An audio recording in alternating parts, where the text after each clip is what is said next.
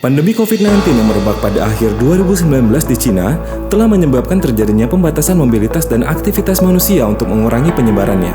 Hal tersebut kemudian berimplikasi terhadap penurunan kinerja perekonomian secara global. Berdasarkan estimasi IMF dalam World Economic Outlook edisi Januari 2021 lalu, pertumbuhan ekonomi global pada 2020 mengalami kontraksi sebesar minus 3,50%. Di tingkat nasional, imbas pandemi COVID-19 menyebabkan pertumbuhan ekonomi 2020 terkontraksi minus 0,207%. Pada saat yang sama, perekonomian Kepulauan Riau terkontraksi lebih dalam yakni minus 3,80%. Salah satu sektor yang paling terdampak oleh pandemi COVID-19 yaitu sektor pariwisata yang aktivitasnya sangat bergantung pada mobilitas manusia dari satu area ke area lain.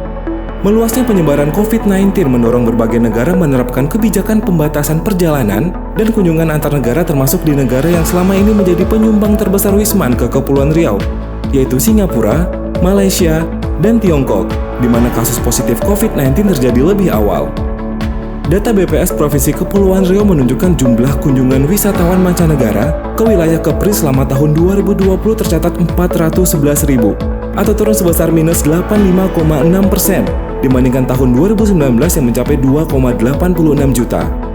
Lebih lanjut, penurunan kunjungan wisman tersebut kemudian berdampak signifikan pada kinerja usaha terkait pariwisata seperti akomodasi, penyedia jasa transportasi lokal, perdagangan retail, maupun penyedia jasa perjalanan wisata.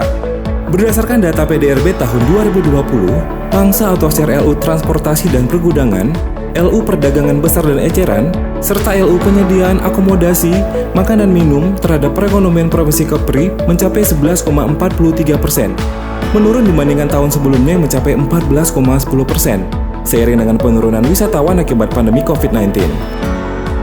Proses pemulihan industri pariwisata dunia pasca pandemi COVID-19 diperkirakan membutuhkan waktu yang cukup panjang. Secara global dan nasional, institusi atau organisasi pariwisata juga memperkirakan periode pemulihan yang tidak singkat.